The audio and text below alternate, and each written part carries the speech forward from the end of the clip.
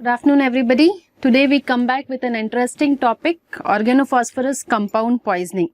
So these compound poisoning is very much prevalent in rural areas, and people who are working in peripheries will be quite frequently experiencing these poisonings. So today first we begin with a case. It's a real life scenario wherein we had a 26-year-old male who attempted to commit suicide by ingesting an unknown pesticides, and he was a farmer by his profession. And so when he was found by the nearby people, he was found to have clear consciousness with marked weakness.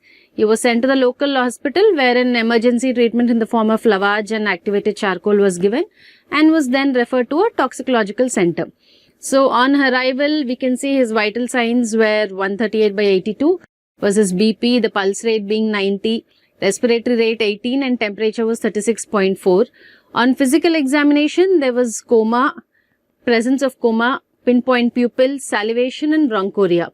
Lab data was remarkable for potassium, which was mildly down of around 3.1, amylase being around 309, and counts being mildly elevated to 18,500.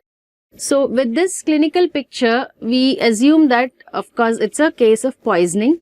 So wherein we have very classical symptoms of salivation, bronchoria, coma and pinpoint pupil in a young male coming from a background of fields. So we usually suspect as a organophosphate intoxication. So because the OPC intoxication was suspected and there was an impending respiratory failure is very much expected in this OPC poisoning, he was electively intubated and assisted ventilated. And then he was treated with atropine and pralidoxim and was admitted to the ICU. His initial RBC cholinesterase levels were 14 units, the reference range being 20 to 46 units, and plasma cholinesterase level was 1 unit, reference range being 20 to 61. On day 2, patient looked like he was improving without any respiratory distress. There were very decreased bronchial secretion, not much muscle weakness, although the CPK was elevated to 1956 units per liter. So the pesticide was later identified as methamidophos. Doses of atropine and pralidoxin were gradually tapered because the patient was looking to be improved in an improved situation, and then patient was initiated on weaning, and successful from weaning he was extubated from the ventilator and was transferred to the general ward. So after being transferred to the general ward, the patient remained asymptomatic for almost 24 hours and did not manifest any muscle weakness until that night when he again developed confusion followed by deep coma. There were flaccid extremities, decreased DTR and shallow respiration and dilated pupils. So his breathing sound was clear, but pulse oximeter was showing normal oxygen saturation with 2 liters of oxygen. ABG although revealed hypercapnia with a PCO2 of 96 millimeters of mercury. So there was a setback again, hence patient was diagnosed to have an IMS, that is intermediate syndrome, and was reintubated. Suppose that patient remained in ICU on ventilatory support for another 6 days and was smoothly extubated and discharged on day 12. Both atropine and pralidoxim were not administered during the second course. So this is a classical example of an OPC intoxication wherein we bring in patients with muscarinic symptoms, and in an attempt to protect his airway, patient is intubated and ventilated.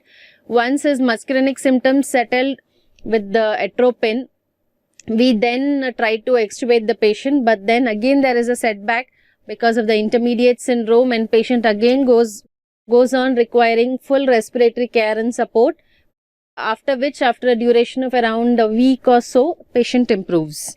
So first let us know the chemical nature of the compound. So an organophosphorus compound is an ester or amide or a thiol derivative. So that it is either an ester or an amide or a thiol derivative of a phosphoric acid.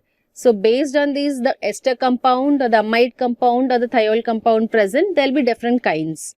They are usually the chemical agents used wide-scale agriculture. There are some nerve agents also used in chemical warfare, and some of the OPC compounds are used as therapeutic agents like ectothiopate used in ophthalmological practice in treatment of glaucoma. So pesticide poisoning remains a serious problem.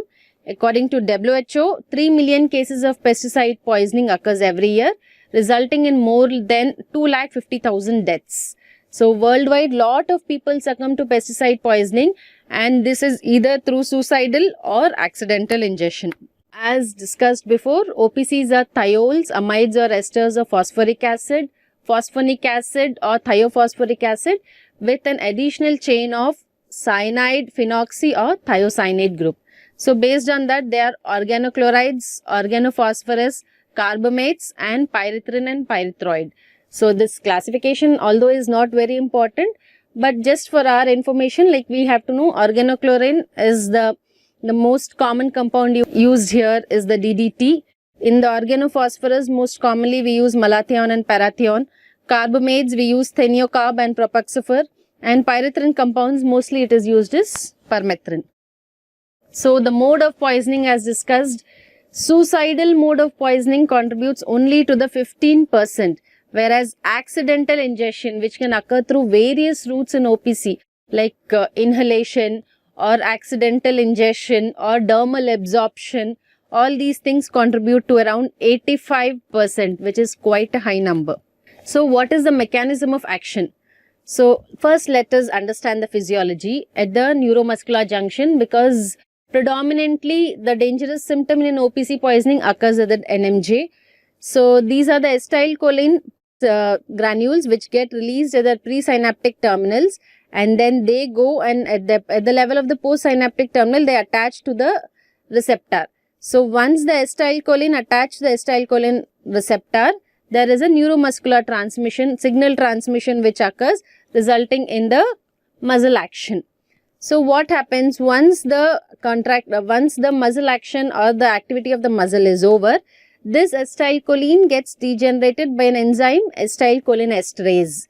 So once the acetylcholinesterase is successful in degenerating the acetylcholine, then the receptors are free and the muscles gets relaxed.